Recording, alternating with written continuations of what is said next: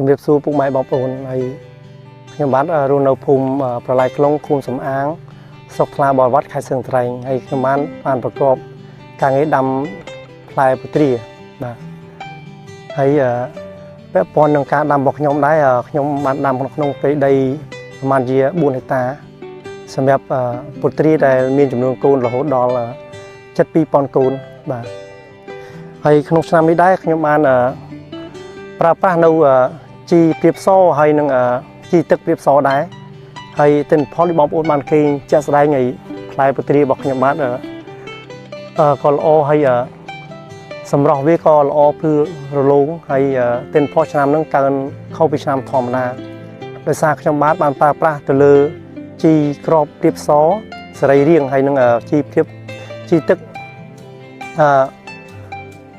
ព្រាបសដែរហើយទាំងរសជាតិហើយនឹងគុណសម្បត្តិរបស់វាល្អត្រង់ថាយើងបាញ់ហើយយើងអ្នកហូបទាំងខ្ញុំអ្នកដាំហ្នឹងគឺហូបបន្តរហូតបានអត់ខ្លាចទេហើយពាក់ព័ន្ធនឹងបញ្ហាការប្រើប្រាស់ជីវិញងាយស្រួលបំផុតគ្រាន់តែបងប្អូនយកវាមកបាញ់ស្រោចពីលើហើយជាធម្មតាមួយសប្តាហ៍មួយដងទៅហើយធ្វើឲ្យផ្លែពុទ្រារបស់យើងភ្លឺរលោងហើយដល់ដំណាក់កាលដែលមួយដែលវាបានចិត្តមហូបចិត្តហូបយើងឃើញថាវាមានរសជាតិឆ្ងាញ់ផ្អែមស្រួយហើយបើសិនជាបងប្អូនមានចំណាប់អារម្មណ៍ចង់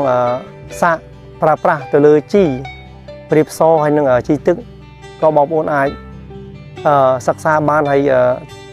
និយាយចំទិន្នផលឆ្នាំនេះកើនលើសឆ្នាំរាល់ដងបងប្អូនហើយទាំងដីក៏ធូរល្អទាំងដំណាំក៏ខៀវល្ងិតពេញចំការនឹងតែម្ដងបាទខ្ញុំបានប្រើប្រាស់លើជីព្រាបស2ឆ្នាំហើយសម្រាប់ជីទឹកព្រាបសខ្ញុំទៅប្រើឆ្នាំនោះទេបាទហើយឆ្នាំទេតែឆ្នាំនេះខ្ញុំប្រើខ្ញុំប្លែកត្រង់ថាទាំងរសជាតិទាំងពណ៌សម្បុរពុទ្រាវាហាក់បីដូចជាខុសប្លែកពីធម្មតាខុសពីឆ្នាំរាល់ដងពីល្អហើយស្អាតកន្លងមកខ្ញុំធ្លាប់ប្រើប្រាស់ទៅលើជីសរីរាង្គមួយចំនួនហើយនឹងគីមីមួយចំនួនតែលទ្ធផលមកវគ្គដែលខ្ញុំបានប្រើប្រាស់ទៅលើជីព្រាបសខ្ញុំបានទទួលពីទិន្នផលខុសពីប្រើគីមីទាំងស្រុងតែម្ដងហើយយើងខ្ញុំបានដាក់